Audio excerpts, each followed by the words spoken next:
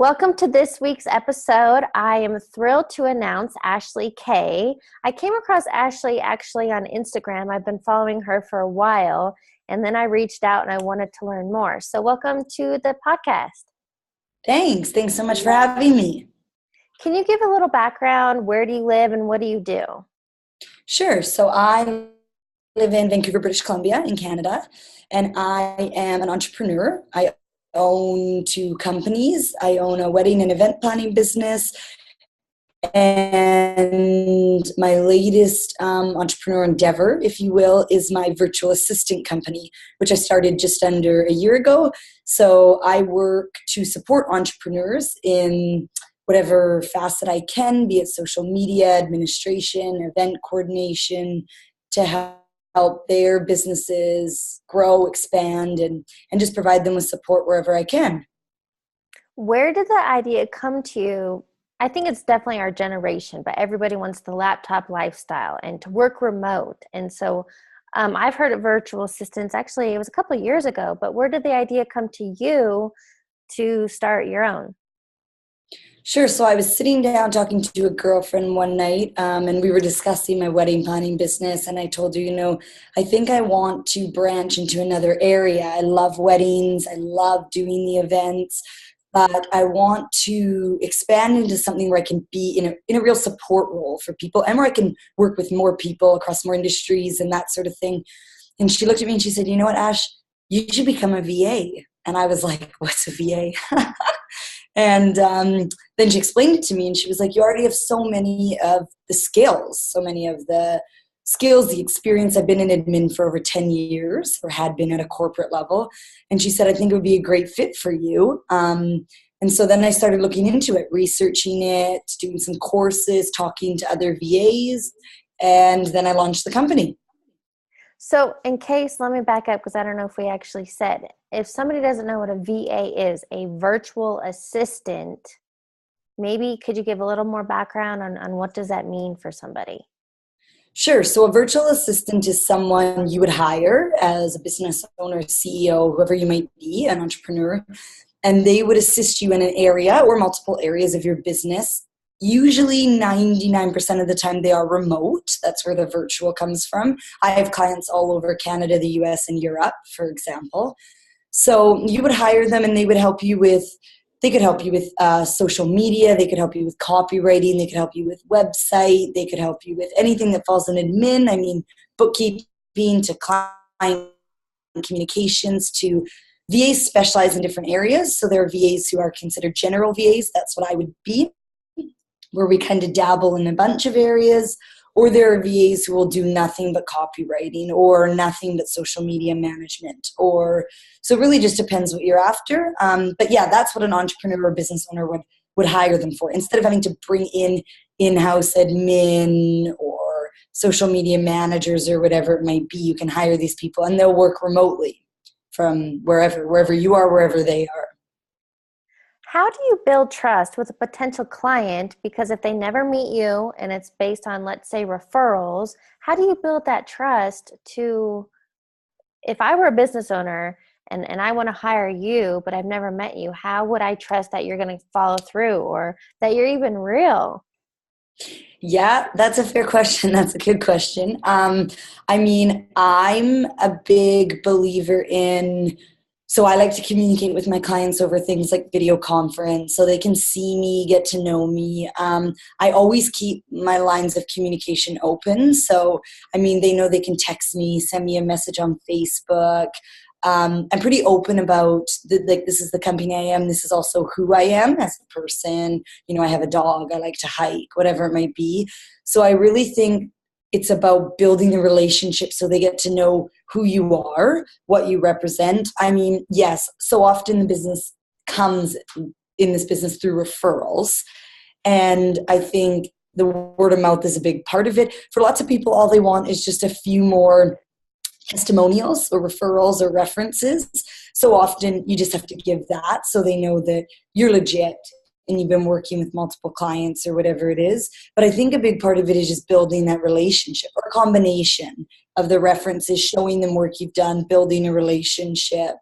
And I also operate my business with kind of like what you'd call a trial period, because the relationship has to be a good fit for both of us, the working relationship.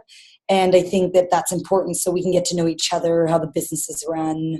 Yeah, Well, that totally makes sense. It's kind of like dating, right? It's a two-way street. totally. Yeah. So when we talked previously, why I was so interested in having you on is you had this inspired thought or a friend suggested it to you. But then I think so many people get caught up in the hows or the fear of unknowns or failure or mainly the hows. So you had this idea, and I'm sure there were a mountain of hows. How do you even get started? But without using the word again, how did you get past all of that to get where you are today? Yeah. Okay. So I think my biggest thing was just the belief that I was going to do it. It was just about setting the intention. I mean, once I learned more about what a VA was and I knew, okay, this is something I would really like doing, I have the skill set for it. I'm a very passionate person, so I'm not a person who's ever going to do something I don't like. And I think for me, it was just about sitting down and really like I said, setting the intention, telling myself, listen, there's going to be roadblocks along the way. That's the how side of it. It always happens, especially as a business owner. There's a million moving pieces. But I think the biggest thing was just reminding myself, like, I can do this. I will do this. I'm going to do it. And I'm going to succeed at it. And I'll get past whatever might pop up along the way or whatever hurdles I might have to jump or cross. But I think it was just having that belief in myself, in the business, and also, I mean, reminding myself if I ever wavered from that no, you're going to do this. You are doing it. And I think that's the biggest thing that got me off my feet and has kept me going for sure. What about when the doubt creeps in?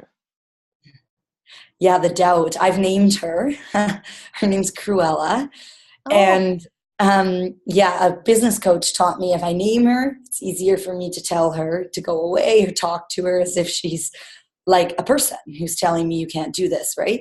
yeah. So for sure, I mean, I think that happens to everyone. I think that that's totally normal. The moments when it's like, oh, I didn't book as many people as I wanted last quarter, or I don't know if I can do this. It's too much. It's overwhelming. It's whatever. But you know what? I just take a minute. I just stop and I tell her, like, Corella, enough is enough. I don't want to listen to you. Like, there's no need for you. There's no place for you. And if it's something that I think is stopping me, that she's talking or the voice is talking or the doubts creeped in because I need to make a shift in the business, then I'll analyze that. Maybe it's a new process I need. Maybe I need to hire someone for extra help in an area, whatever it might be. But for the most part, I think it's really just about stopping, taking the time to acknowledge the doubt is there, taking a minute for maybe why is it here? Why is it creeping in? And then telling it to get lost because you really don't need it. It's just there to stop you, maybe to make you pause and see where you're at and if anything needs to be adjusted or changed. But for the most part, she's unnecessary. My Corella is unnecessary. Well, Yeah. and I think another term for the doubt and the fear, it's ego. So if you've named that side of you, do you have a name for the other, your cheerleader when you're like kicking ass, gaining momentum? Like, what do you name her?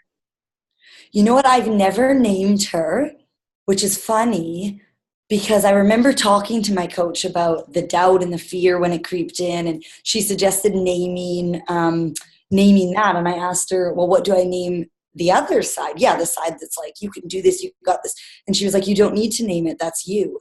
That I actually just got chills because that was my thought. But that's Mhm. awesome. I think she's so Yeah. right. So I don't name that side of me because I mean, that's who I am. When I have those moments that Embrace I'm it. like, you're going to do this, Ash, you've got it. I crank music. Sometimes I do a little dance, whatever it is that like helps inspire and motivate. Yeah. Then I just keep going from there. That's actually a big thing Tony Robbins teaches on. I'm quite a fan. Is he's if you're in that doubt or you're not in a high vibe, it's changing your physiology. So you said the music or dance, get up, walk around. Totally. Yeah. I'm Yeah. all for that. Move, adjust, change your surroundings, even if it's from one room to another, whatever it might be, right? Do something that allows your mindset to shift. So when you were able to let go of the house and let things happen and referrals come to you, Can you talk a little bit more about when things started to get going? Were you surprised, or were you just, you're like, no, I knew this. The tension was out there and I knew it was going to come. Sure, yeah. I think I would say, I mean, I believed in myself strongly. I knew eventually it would come. The business has grown very quickly, like very rapidly, very quickly, which is amazing.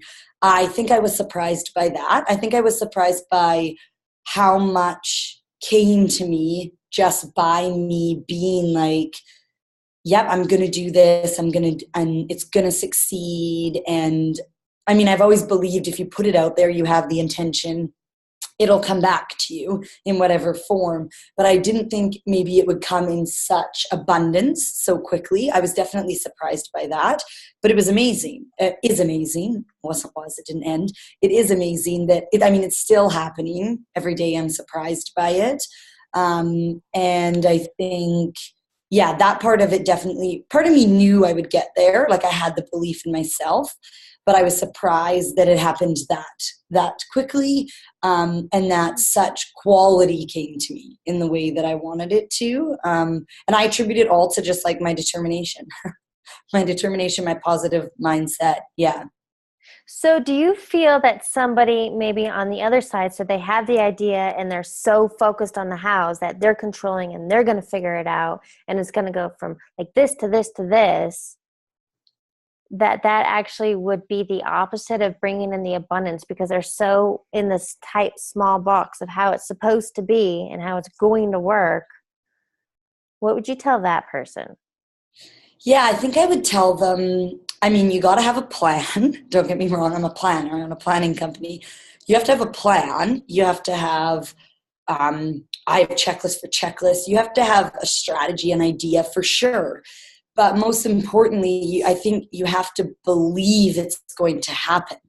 You can plan for anything. You could spend days, weeks, months planning, but if you never put the intention out there of this is what I want to achieve, possibly like this is how I want to achieve it, I'm going to succeed, whatever it might be, I don't necessarily want to say it won't come to you, but I think that it maybe won't come to you necessarily in the way you hoped for, or in the amount, like I said, in the abundance, and then, for example, you might attract the wrong type of client, or it might not come, it might take you 4 years, 5 years to build it instead of what would have been a 2 or 3 year plan.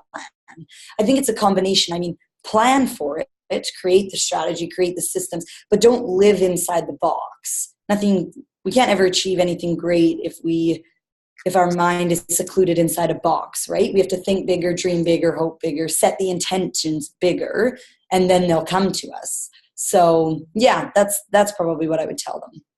So, if you could or had to break this down into a high level, maybe it's a 3 to 5 step formula or process for somebody, if this is their day one, could you break it down? Wow, that's a hefty question. Could I break it down? I'm not sure. I mean, I could walk them through what I did, and I could tell them like, okay, start with your why. Like, why are you doing this? Why is it important to you? Because that's what it's all going to stem from. If it's not important to you, if you don't have a why, you're not going to succeed. That's the point blank of it, right? What is your why? What are you going to do to make your why come true? So, I mean, I really walked through, why am I doing this? Why do I want to do it? I set the plan for how I'm going to. What is my strategy? What do I need in place? What tools, what systems, what processes, that side of it. Then I set my intentions for how I was going to make that plan happen. And then I took my steps to put it out there into the universe. Whether it was me believing in it, whether it was me, I mean, I believe that community and connection is a massive part of it, of my business's success, of any business's success, and a fundamental step. And so I think if I had to break it down, I would maybe tell them at a very high level, kind of walk through those things, analyze your why, like set it up, like your strategy, develop your intentions, and then find a way to put it out there. And everyone's different. I mean, I'm a talker. I love to talk. So for me, it's about networking, telling people. I'll speak things out loud when I believe them or want them to happen. Some people it's meditating. Some people it's writing. in whatever way makes sense to you to capture your intentions, to get them out there. Yeah, that would be probably roughly what I would say, with a lot of baby micro steps in between. Right. Yes. So, and I love that. While you spoke, I took notes, and I think it is that simple, not that simple, but you broke it down, and it's a 4-step process, right? So it's your why, defining the why, then creating a strategy, a plan, steps, Mm-hmm. having those clear intentions, and then taking action, whatever that may be. Do something. Totally. That's Yep. awesome. What are your, let's say, your short-term goals? What are you hoping to achieve next in your VA role? So I have a few spots left for clients, like in the sense that I can onboard clients. So short term, like Q2, I guess we could say, sorry, would be short term. My goal is really to fill those last few spots with like the high quality clients I like to work with, I want to work with. So my goal short term is to actually be able to say I have no more space available right now. I'm booked solid, which would be amazing. I also am in the process of not really rebranding, but kind of reworking some things, updating the website, some marketing stuff, that kind of thing. And so that's another short-term goal of mine. So yeah, it's really about Q2 for me is really about growth. And for me, that's really fitting because spring to me represents like rejuvenation, revitalization. And that's really what I want to focus on with my business for Q2 for the next 3 months as well. Yeah, that's awesome. So at the end of each of my podcast interviews, I like to do what I call rapid fire. So Okay. they're kind of just quick questions. What the first thought that comes to mind, go with it. Don't think too much. Okay, sounds good. What is a quote or motto that you live by? Life is not measured by the number of breaths we take, but by the number of moments that take our breath away. That's a oldie but goodie. Hmm. Are you currently reading any books? No, I'm not, but I have a long list that I need to start. What do you think your next book will be? I want to get into some Brene Brown books. So I have a list of a few. So I just got to decide where I want to start. She's on my bookshelf as well, and I believe I just finished another book by, I forget which one it was, but her Brené's book, Daring Greatly, has Hmm. been, it's written about a lot, and it's on my bookshelf. So that is, I believe, obviously, I need to read it. Yeah, that's a good one I've heard. It's on my list of hers for sure. Awesome. What is your favorite part of working for yourself? The freedom and flexibility I to design not only a business but a life that's on my terms. So I don't have to live it by how somebody else tells me I should. I get the freedom to not only make business decisions I want to make for how I want to deal with clients or what systems or processes I want to use, but I also get the flexibility and freedom in my life to design my schedule or the people I connect with or whatever it might be. For me, it's definitely the freedom. Yeah. And I think that's what a lot of us want. Yeah. If listeners want to reach out to you, maybe they need some VA work or learn more about you, what are your social media handles? Yeah. So you can find me on Instagram. It's at AK Virtual Assistant. Facebook, my page is AK Virtual Assistant Services. And all my info is on my website. So at any time they can visit it, which is www.akvirtualassistant.com. Awesome. And obviously, I will include all these in the episode note. But Ashley, thank you so much for joining me today and sharing your insight about letting go of the how. Thanks so much for having me.